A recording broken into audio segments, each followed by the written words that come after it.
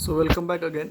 So next point आपला जो आहे 11th स्टँडर्डचा मेकॅनिकल प्रॉपर्टीज ऑफ फ्लुइड्स मधला आहे strain energy.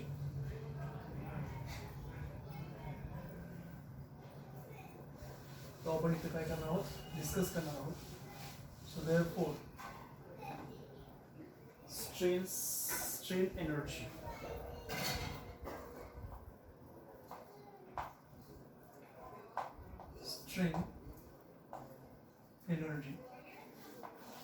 So first of all आपल्याला हे माहिती हवे की स्ट्रेन एनर्जी म्हणजे काय आणि कशाला आपण म्हणतो strain energy.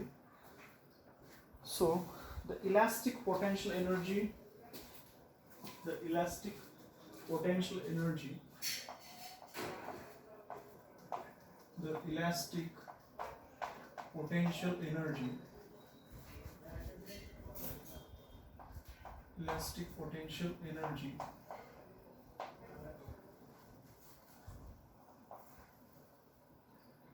gained by a wire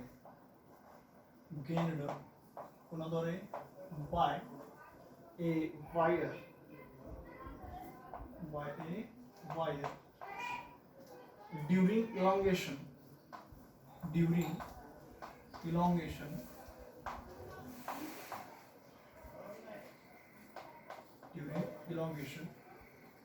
by a stretching force by a stretching force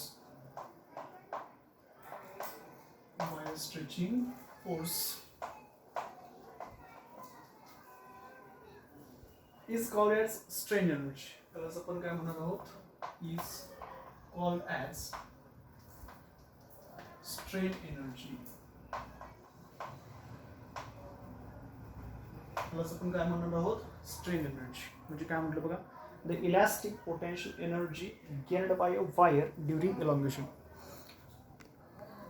okay, काय म्हटलं, इलास्टिक पोटेन्शियल एनर्जी. आता हा पोटेन्शियल एनर्जी कोण मिळवणार आहे. So elastic potential energy gained by a wire किंवा ड्युरिंग इलॉंगेशन. म्हणजे जेव्हा इलॉंगेशन होत असणार आहे तेव्हा इलास्टिक पोटेन्शियल एनर्जी जी गेनड केली जाते वायरद्वारे by a stretching force. Okay, is called as a strain energy. यालाच आपण काय म्हणणार आहोत, is called as a strain energy. The elastic potential energy gained by a wire during elongation कशाद्वारे by stretching force is called as a strain energy. So here we consider, आता इथं आपण काय कन्सिडर करणार आहोत. So consider a wire of original length L and cross sectional area A stretched by force F acting on its length. So first point आपण काय म्हणणार आहोत.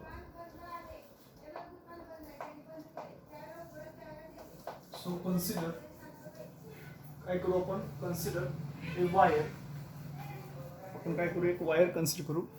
सो कन्सिडर अ वायर,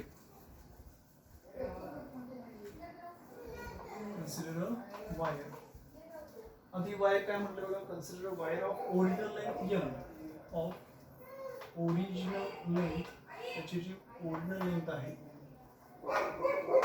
ती काय आहे, capital L. So consider a wire of original length capital L and cross sectional area A and its cross sectional area ज्याचा असणारा जो cross sectional area आहे तो काय असेल, कॅपिटल E.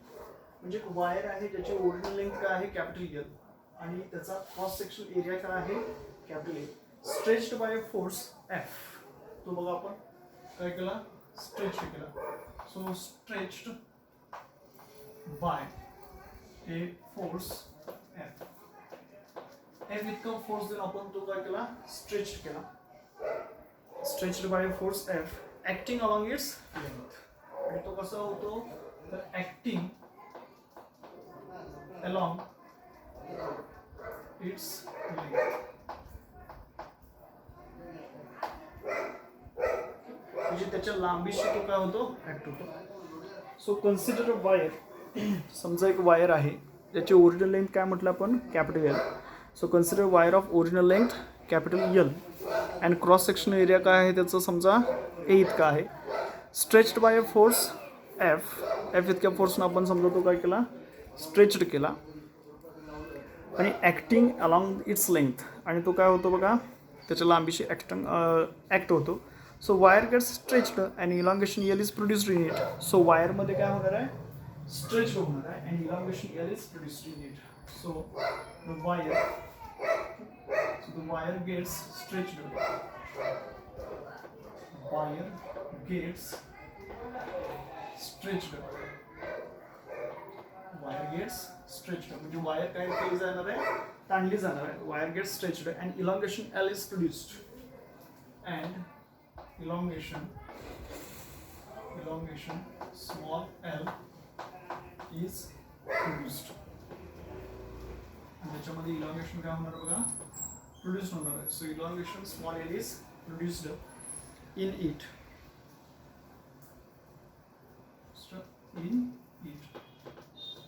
त्याच्यामध्ये elongation होणार आहे. So the stress and strain increase proportionately. So the stress and the strain. So the stress and strain काय होतील, स्ट्रेस आणि स्ट्रेन मध्ये इन्क्रीज प्रोपोर्शनेटली. इन्क्रीज कसं, प्रोपोर्शनेटली म्हणजे त्या प्रमाणात. प्रोपोर्शनेटली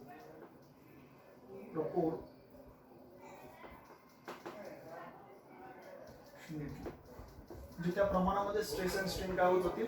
स्ट्रेस वाढवला की स्ट्रेन वाढेल, स्ट्रेन वाढवला की स्ट्रेस वाढणार आहे. ओके. सो काय काय म्हटलं आपण या ठिकाणी, इलॅस्टिक पोटेन्शियल एनर्जी कोण मिळवणार आहे. So elastic potential energy gained by a wire during elongation. म्हणजे ज्यावेळी इलॉंगेशन होणार आहे तेव्हा त्याच्यामध्ये इलॅस्टिक पोटेन्शियल एनर्जी काय केली जाणार आहे, gained by wire during elongation by stretching force. काय करून, स्ट्रेचिंग करून. ओके, ती वायर आपण स्ट्रेच केल्यामुळं. So elastic potential energy gained by a wire during elongation by stretching force is called strain energy. Okay. So elastic potential energy gained by wire during elongation यालाच आपण काय म्हणणार आहे, strain energy असं म्हणणार आहे.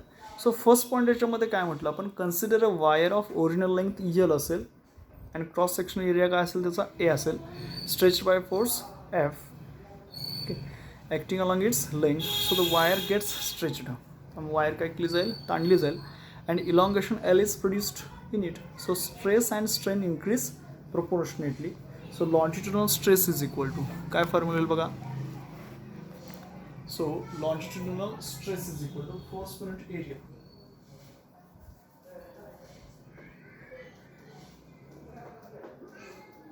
Longitudinal stress is equal to force per unit area. Stress आहे. Stress म्हणजेच काय म्हणतो आपण, applied force per unit its area किंवा internal restoring force per unit area. Okay. आणि सेकंड लॉन्जिट्युडिनल स्ट्रेन. सेकंड जो आहे तो longitudinal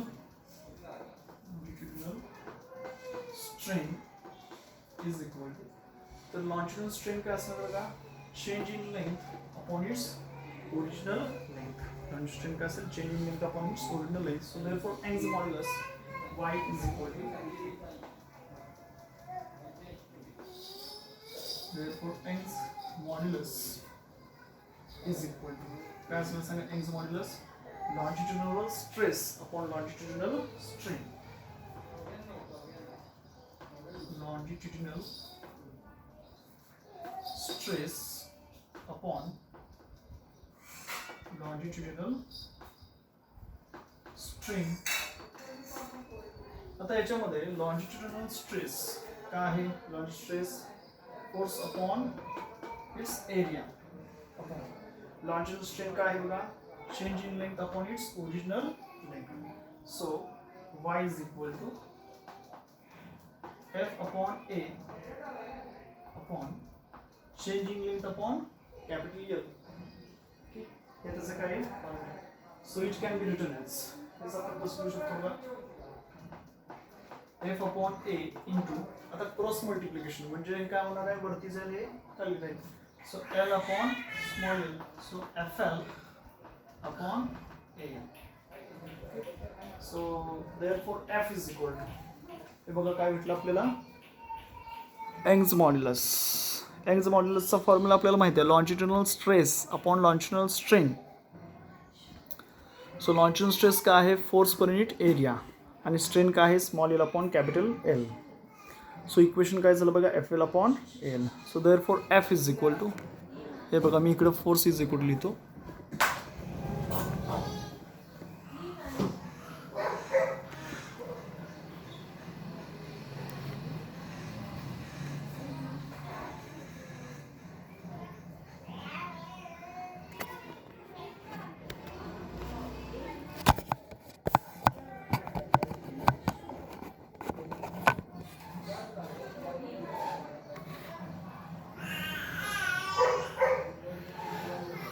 So force is equal to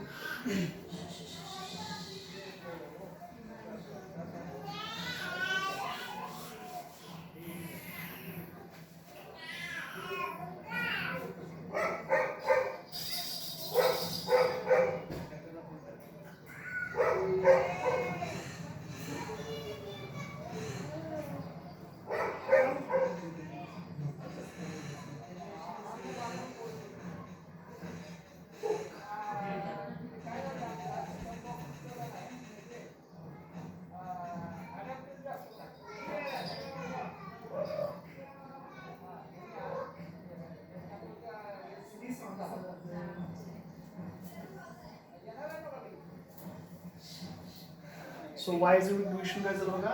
so f is equal to force is equal to हे equation काय होईल बघा f is equal to y a l f is equal to हा l कुठं जाईल y कडे जाईल. so f हा आहे f so l तिकडे गेला y a l divided by y a l L तिकडे जाईल. So y a l divided by capital L आणि याला आपण काय म्हणू इक्वेशन नंबर फर्स्ट असं म्हणतो. So the magnitude of stretching force increases from 0 to f. So during elongation of wire at a certain stage small f be the force applied and x be the corresponding extension. So the force at this stage is given by okay. So at a certain stage so the magnitude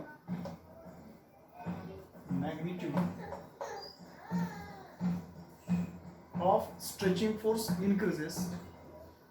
Magnitude of stretching force काय होईल वाढेल. so magnitude of stretching force काय होत जाईल increase होत जाईल.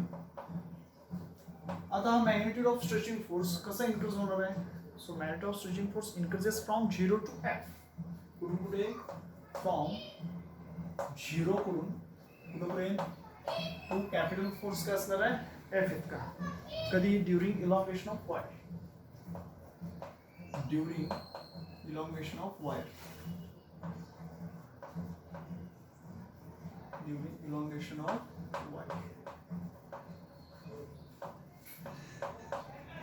Okay. So काय म्हटलं बघा the magnitude of stretching force okay magnitude of stretching force increases from 0 to f किंवा during elongation of wire. So at a certain stage small f be the force applied and x be the corresponding extension. Okay. So at a certain stage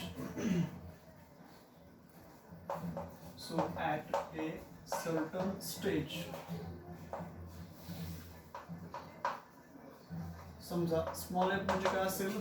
so at a certain stage small f be the force applied. समजा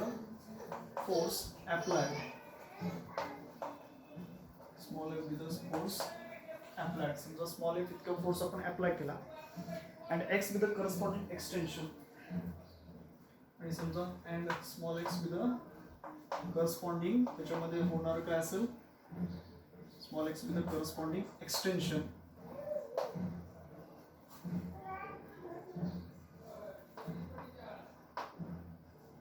So therefore F is equal to आता force ची value काय ना बघा. so the force at this stage is given by so the force at this stage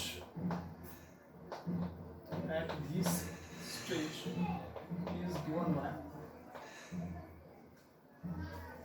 so त्या स्टेजला असणारा जो फोर्स आहे तो फोर्स काय असेल बघा. So F is equal to small F is equal to काय होणार वाय ए.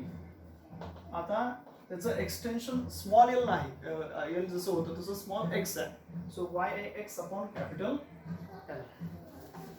सो या ठिकाणी होणार त्याचं काय असेल extension. So for further extension dx in the wire, the work done is given by.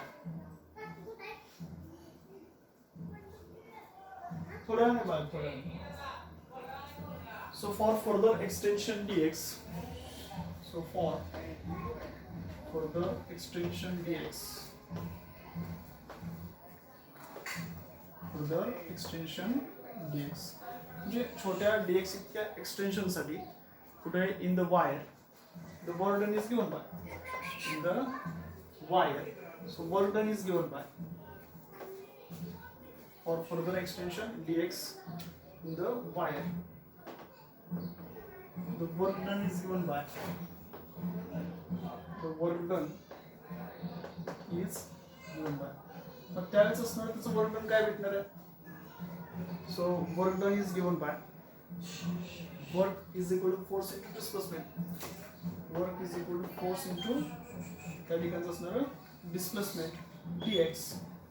आपल्याला फॉर्म्युला माहिती आहे. वर्क डन इज इक्वल काय असेल फॉर्म्युला फोर्स इंटू डिस्प्लेसमेंट. हा त्याचा काय आहे फॉर्म्युला आहे. Okay. So therefore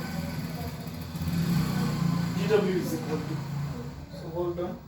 so small amount काय असणार आहे त्या ठिकाणचं वर्क डन असणार is equal to force into displacement. So dw is equal to आता फोर्सची व्हॅल्यू आपण काय घेतली Y A X upon capital L.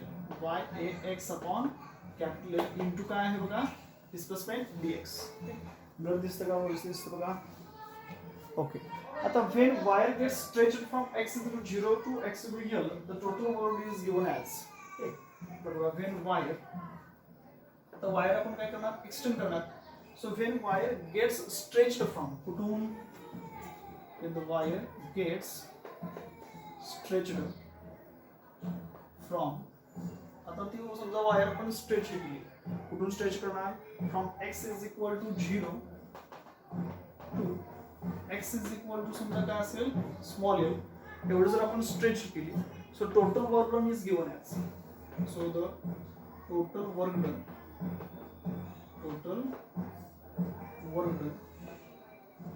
Is given as.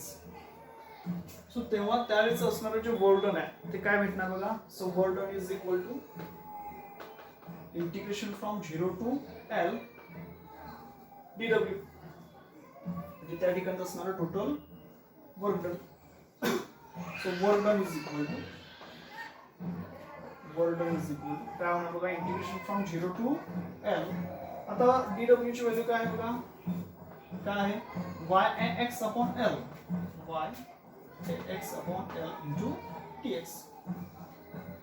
So y ax upon काय आहे कॅपिटल L आहे into dx. आता याच्यामध्ये y a हा काय आहे कॅपिटल आहे आणि l काय आहे तो पण कॅपिटल. तो काय घेऊ आपण टेकिंग आउटसाइड इंटू काय होणार इंटिग्रेशन ऑफ x dx.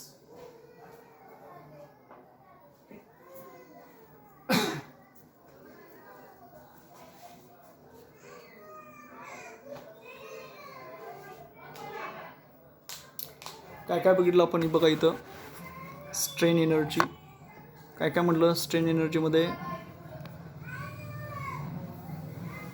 बघा.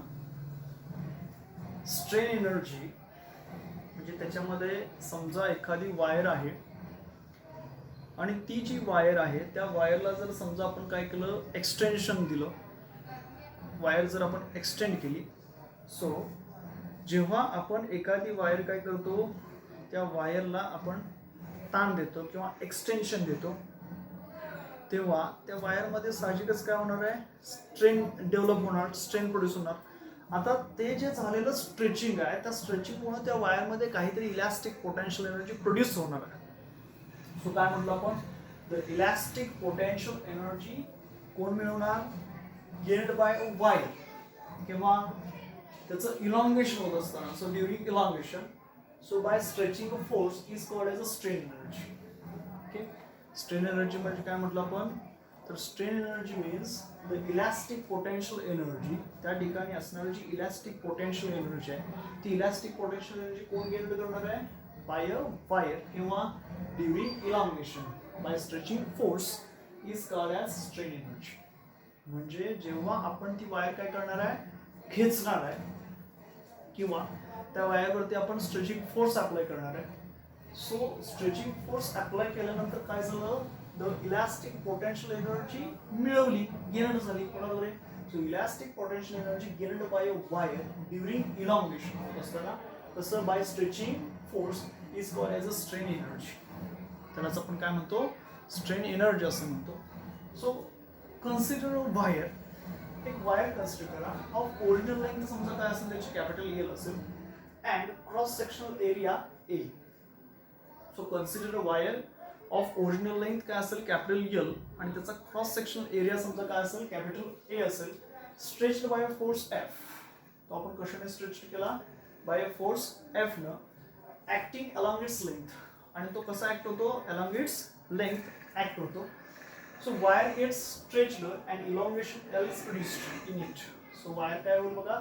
Stretched होईल, ताणली जाईल and elongation L small l is produced in it. आणि small l इतकं elongation त्याच्यामध्ये काय होईल? Produced होईल. So stress and strain increases proportionately. So stress असेल आणि जो strain आहे ते काय होतात? Increase होतात. कसे? Proportionately. Okay. So we know that longitudinal stress म्हणजे एखादी वायर जर सस्पेंडेड असेल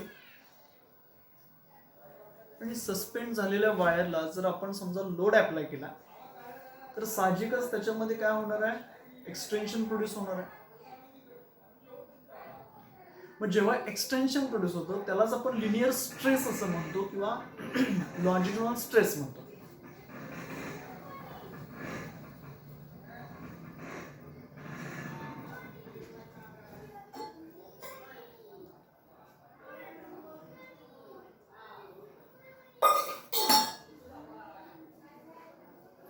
सो लॉन्जिट्युडिनल स्ट्रेस म्हणजेच काय? Applied force per unit area. म्हणजे त्यावरती असणारा अप्लाय केलेला फोर्स अपॉन किती एरियावरती आपण अप्लाय केला. So force per unit.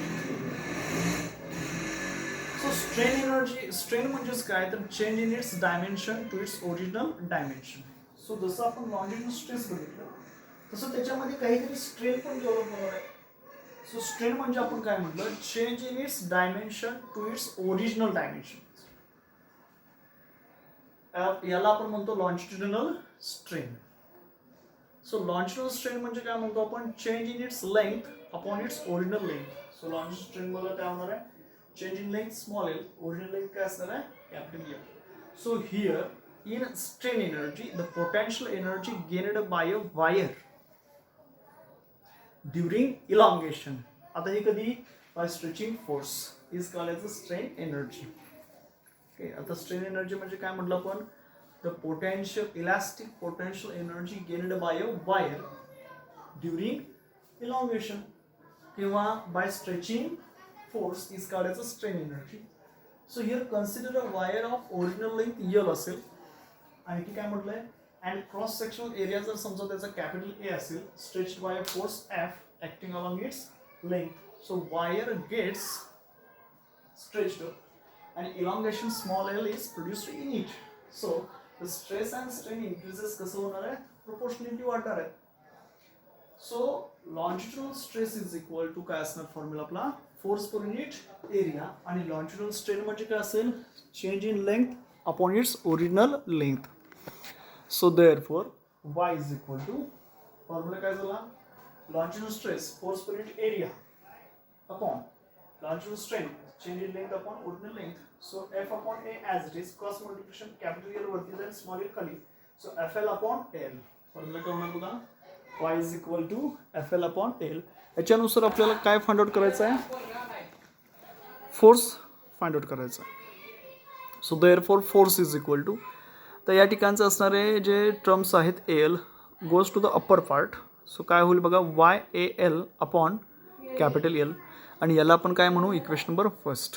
So therefore this stretching force is given by म्हणजे जो काय फोर्स आहे तो फोर्स काय असणार बघा, F is equal to Y A L upon capital L.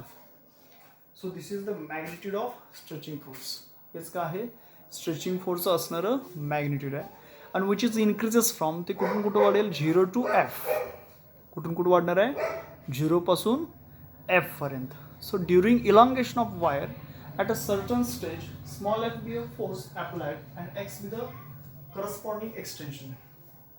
काय म्हटलं बघा, so this is the magnitude of stretching force increases from 0 to f.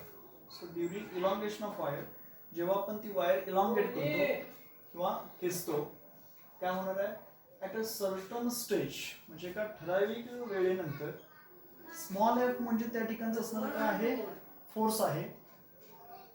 Small f म्हणजे काय आहे, त्या ठिकाणचं असणारा फोर्स आहे applied and X with the corresponding extension. आणि एक्स म्हणजे काय आहे, त्या ठिकाणचं करस्पॉन्डिंग एक्सटेन्शन. सो त्यावेळेचा फोर्स काय होईल बघा, small f is equal to Y A. आता एल म्हणजेच त्या ठिकाणचं एक्सटेन्शन काय असेल, एक्स अपॉन त्या ठिकाणची ओरिजिनल लेंथ काय असणार आहे, capital L. So for further extension D x, म्हणजे समजा आता हे जे वर्क डन होतं ते वर्क डन होत असताना समजा स्मॉल काहीतरी त्याच्यामध्ये एक्सटेन्शन झालं आणि ते एक्सटेन्शनला समजा आपण काय म्हटलं, छोटं एक्सटेन्शन आहे त्याला आपण काय म्हणू, डीएक्स इतकं एक्सटेन्शन झालं असेल. So work done is given by, so work done काय असणार बघा, so work done is equal to W is equal force into displacement. So त्याचं वर्क डन काय असेल, force into displacement. So W is equal to what is वाला force, Y A X upon capital A. So बघा Y A X upon capital into X. त्याचा अर्थ काय, when wire get stretched, म्हणजे याचा अर्थ आपण जेव्हा वायर काय करतो, स्ट्रेच करतो किंवा त्याला ताण देतो. So when wire get stretched from X is equal to 0 to X is equal to समजा काय असेल, स्मॉल एल. म्हणजे वायर आपण जेव्हा ताणतो 0 कडून ते स्मॉल एल पर्यंत, so total work done is given by. मग त्यावेळेस असणारं टोटल वर्क डन काय भेटलं, सो वर्क डन हे बघा, कधीही वर्क डन जर टोटल काढायचं असेल तर आपण काय घेतो, त्याच्यामध्ये असणार त्याचं इंटिग्रेशन घेतो. So integration from 0 to L आणि वायर गेट स्ट्रेच्ड कुठून, एक्स ची किंमत 0 असताना ते एक्स ची किंमत काय असताना, स्मॉल एल इतकी असताना. So total work done is given by. मग आता वर्क डन काय होणार, so work done is equal to integration from 0 to L W. So work done is equal to integration from 0 to L. Okay. So what is the formula of work done? That is force into displacement. आपला work done चा formula काय आहे, काय formula work डनचा, एकच minute, काय आहे बघा, force into displacement म्हणजे एफ डी एक्स. आता एफ ची व्हॅल्यू काय आहे बघा, Y A X upon capital L into D x as it is. D x काय राहणार आहे, या सर राहणार आहे. सो इक्वेशन आपलं काय झालं, work done is equal to integration from 0 to L Y A X upon L into D X. Okay. So आता आपण पुढं नेक्स्ट काय करणार आहे, त्याचं असणार कंटिन्युअस इंटिग्रेशन घेणार आहे. सो देअर फोर बघा, इंटिग्रेशन आपल्याला इथं घ्यायचं आहे. हां, ह्याच्यामध्ये काय डाऊट्स असतील तर तुम्ही मला विचारू शकता, काय डाऊट असेल तर तुम्ही मला विचारू शकता. ओके. नेक्स्ट आपल्याला घ्यायचं आहे integration.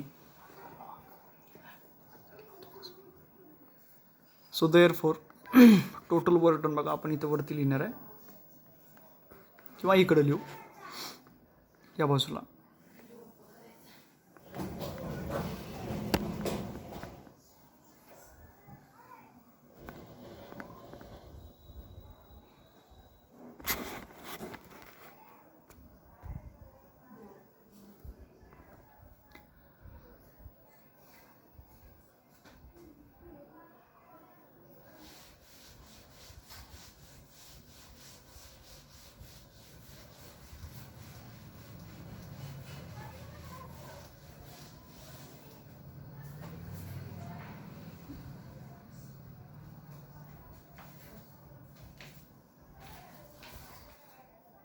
So total work done आपल्याला इथं फाइंड आउट करायचं आहे. Therefore for further extension D X, जे डी एक्स एवढं एक्सटेन्शन ज्यावेळी झालं in the wire, the work done is given by काय फॉर्म्युला आपला म्हटलं, work is equal to force into displacement. So work डनचा फॉर्म्युला आपल्याला माहिती आहे, force into displacement. So work done DW is equal to फोर्सची व्हॅल्यू आपण लिहिली YX upon L into DX. So when wire get stretched from X is equal to कुठून कुठं 0 to X is equal to L.